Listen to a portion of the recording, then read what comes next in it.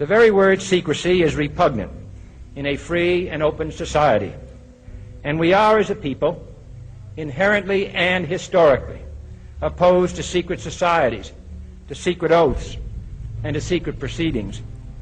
We decided long ago that the dangers of excessive and unwarranted concealment of pertinent facts far outweighed the dangers which are cited to justify it. Even today, there is little value in opposing the threat of a closed society by imitating its arbitrary restrictions. Even today, there is little value in ensuring the survival of our nation if our traditions do not survive with it. And there is very grave danger that an announced need for increased security will be seized upon by those anxious to expand its meaning to the very limits of official censorship and concealment. That I do not intend to permit to the extent that it's in my control.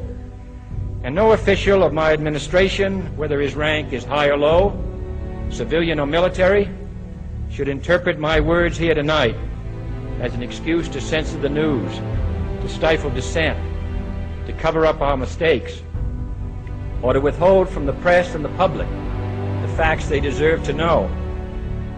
For we are opposed around the world by a monolithic and ruthless conspiracy that relies primarily on covert means for expanding its sphere of influence, on infiltration instead of invasion, on subversion instead of elections, on intimidation instead of free choice, on guerrillas by night instead of armies by day.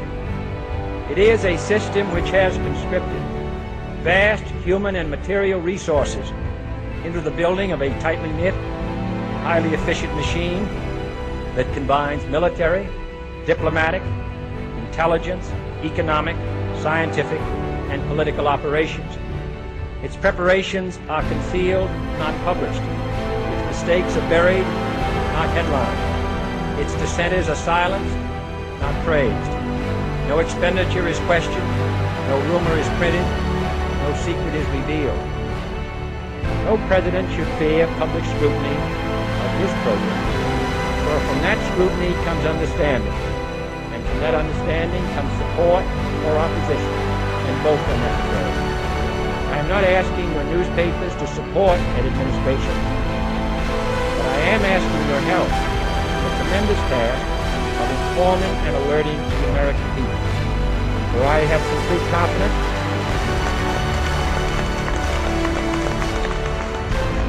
in the response and dedication of our citizens whenever they are fully informed.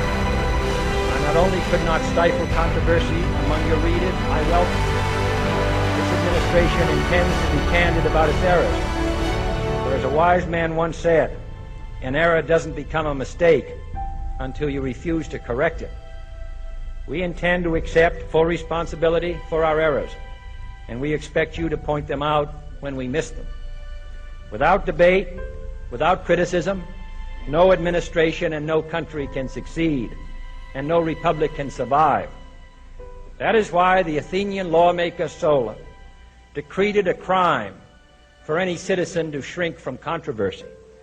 And that is why our press was protected by the First Amendment, the only business in America specifically protected by the Constitution, not primarily to amuse and entertain, not to emphasize the trivial and the sentimental, not to simply give the public what it wants, but to inform, to arouse, to reflect, to state our dangers and our opportunities, to indicate our crises and our choices, to lead, mold, educate, and sometimes even anger public opinion.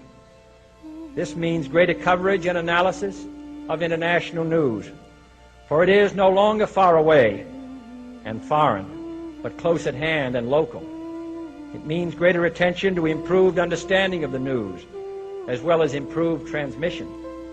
And it means, finally, that government at all levels must meet its obligation to provide you with the fullest possible information outside the narrowest limits of national security.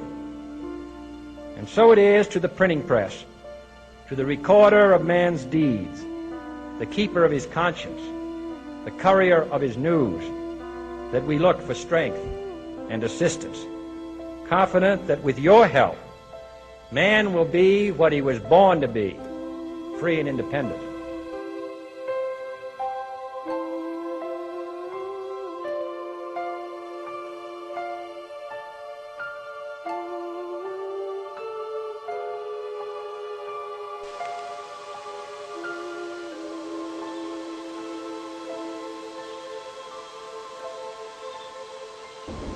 Let me tell you why you're here.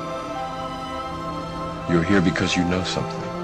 What you know you can't explain, but you feel it.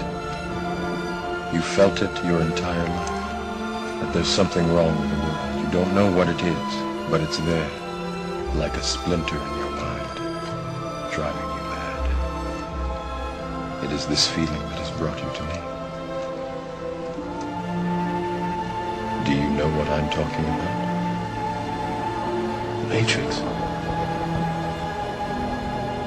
Do you want to know what it is? The Matrix is everywhere. It is all around us. Even now, in this very room. You can see it when you look out your window or when you turn on your television. You can feel it when you go to work, when you go to church, when you pay your taxes. It is the world that has been pulled over your eyes to blind you from the truth. What truth? That you are a slave, Neo. Like everyone else, you were born into bondage, born into a prison that you cannot smell or taste or touch. A prison for your mind.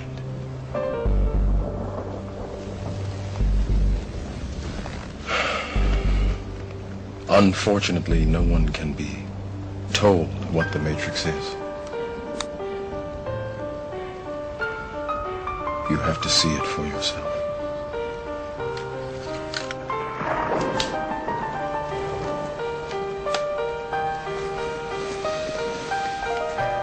This is your last chance.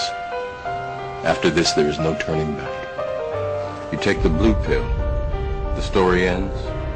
You wake up in your bed and believe whatever you want to believe. You take the red pill, you stay in Wonderland, and I show you how deep the rabbit hole goes.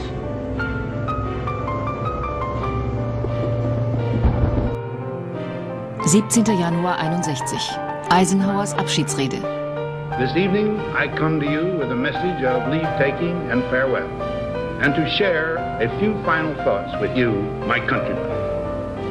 We have been compelled to create a permanent armaments industry of vast proportions. 3.5 million men and women are directly engaged in the defense establishment. The total influence, economic, political, even spiritual, is felt in every city, every state house, every office of the federal government. We recognize the imperative need for this development. Yet we must not fail to comprehend its grave implications. In the councils of government, we must guard against the acquisition of unwarranted influence, whether sought or unsought, by the military-industrial complex. The potential for the disastrous rise of misplaced power exists and will persist. We must never let the weight of this combination endanger our liberties or democratic processes.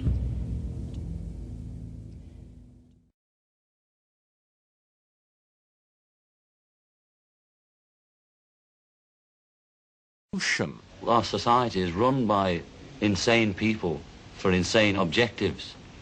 If anybody can put on paper what our government and the American government, etc., and the Russian, Chinese, what they are actually trying to do, you know, and what they think they're doing, I'd be very pleased to know what they think they're doing. I think they're all insane, you know, but I'm liable to be put away as insane for expressing that.